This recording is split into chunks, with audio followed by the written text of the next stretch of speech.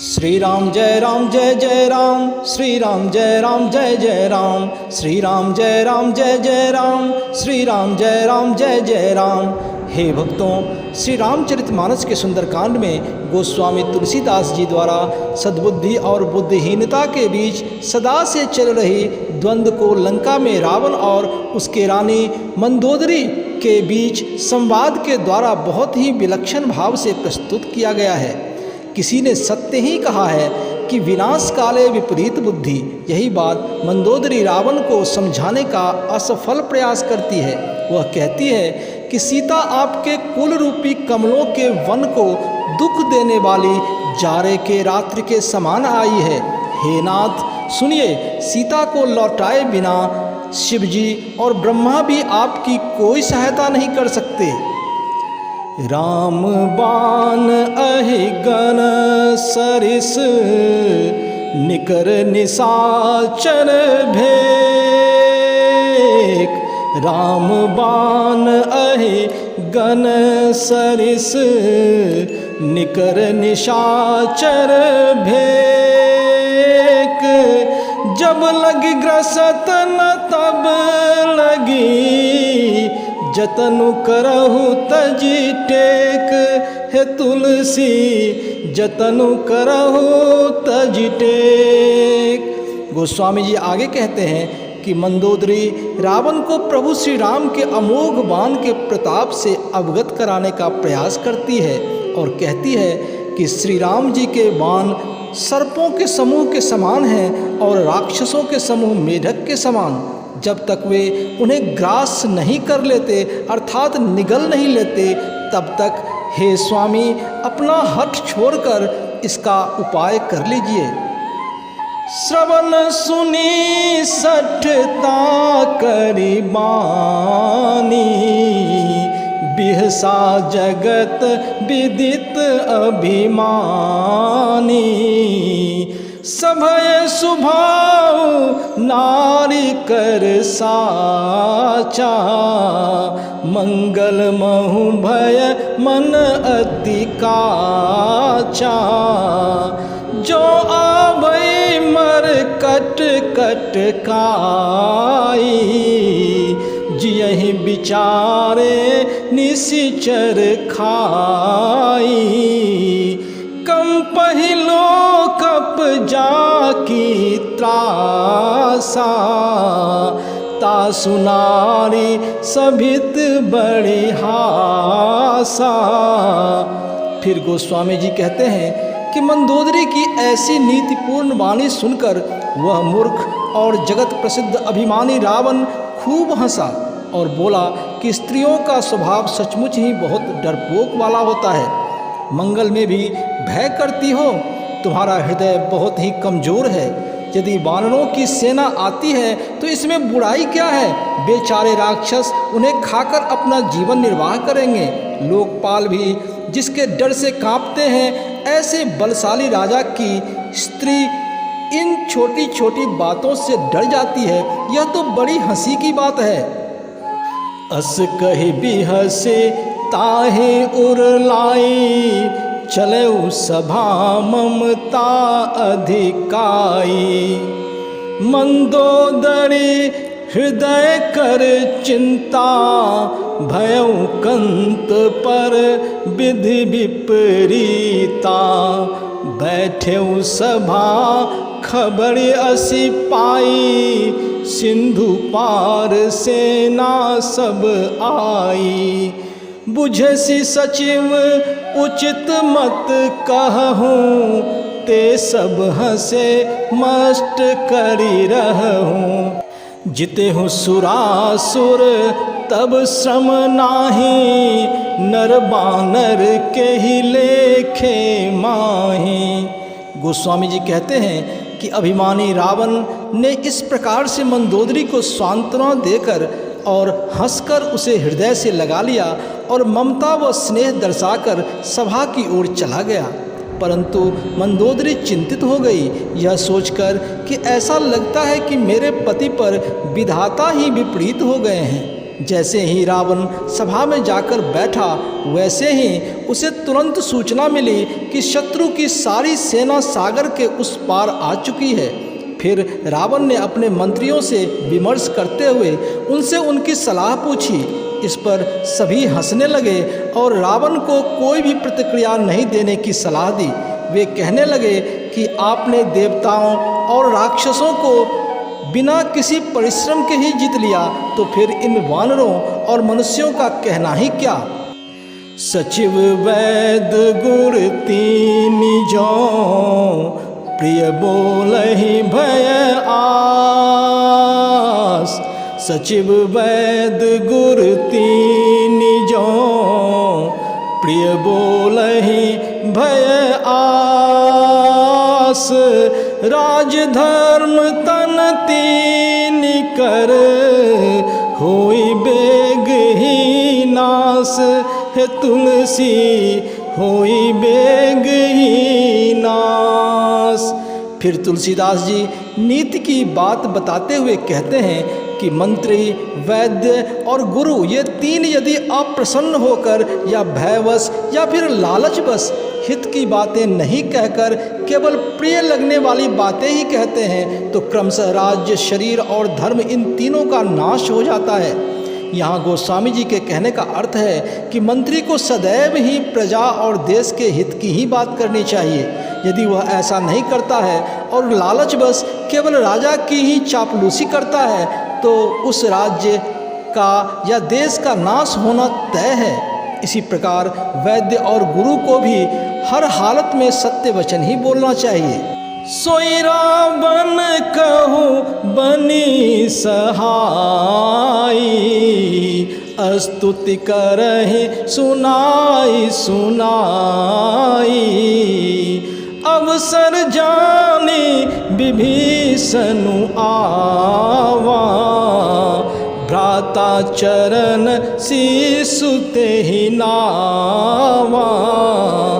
पुनि सिरुनाई बैठ निज आसन, बोला बचन पाई अनुशासन।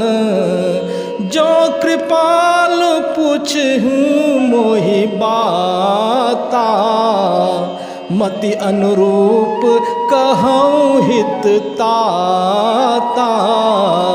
गोस्वामी जी कहते हैं कि रावण के संदर्भ में भी ऐसा ही लगता है। उसके मंत्री उसके सामने उसकी चापलूसी अथवा गुणगान करते नहीं थकते हैं। इसी समय अवसर पाकर विभीषण जी आए और बड़े भाई रावण के चरणों में सिर नवाया। फिर वे अपने आसन पर जाकर बैठ गए और आज्ञा पाकर कहा कि हे कृपाल, जब आपने मुझसे बात पूछी ही है, तो हे तात, अपने बुद्धि के अनुसार आपके हित की बात कहता हूँ। जो आपन चाहे कल्याणा, सुजसु सुमति शुभ गति सुख नाना। सो पर नारी लीलार गोसाई, तजहु चौथी के चांद की नाई। 14 भुवन एक पति होई, भूत द्रोह तिष्ठै नहीं सोई। गुण सागर नागर नर जो, अलप लोभ भल कहै न को। फिर गोस्वामी जी कहते हैं कि विभीषण जी ने रावण को नीतिगत बातें समझाते हुए कहा कि जो मनुष्य अपना कल्याण, सुंदर यश, सुबुद्धि, शुभ गति और नाना प्रकार के सुख चाहता हो, वह हे स्वामी पर स्त्री के ललाट को चौथ के चंद्रमा की तरह त्याग दे। अर्थात जिस प्रकार लोग चौथ के चंद्रमा को नहीं देखते, उसी प्रकार पर स्त्री का मुख ही नहीं देखे। हे स्वामी, 14 भुवनों का स्वामी भी जीवों से वैर करके ठहर नहीं सकता। जो मनुष्य गुणों का सागर और चतुर हो, उसे चाहे थोड़ा सा ही लोभ क्यों न हो, तो भी कोई भला नहीं कहता। काम क्रोध मद लोभ सबा, नाथ नरक के पंथ। काम क्रोध मद लोभ सब नाथ नरक के पंथ। सब परिहरि रघुबीर ही भजहु भजहि जहि संत। है तुलसी भजहु भजहि जहि संत। आगे गोस्वामी जी कहते हैं कि विभीषण ने रावण से निवेदन करते हुए कहा कि हे नाथ, काम क्रोध मद और लोभ ये सब नरक के ओर जाने वाले रास्ते हैं। इन सब को त्याग कर श्री रामचंद्र जी को भजिए जिन्हें संत भजते हैं। तात राम नहीं नर भूपाला भुवनेश्वर कालहु कर काला। ब्रह्म अनामय अज भगवंता व्यापक अजित अनादि अनंता। गोद्विज धेनु देव हितकारी कृपा सिंधु मानुष तनुधारी।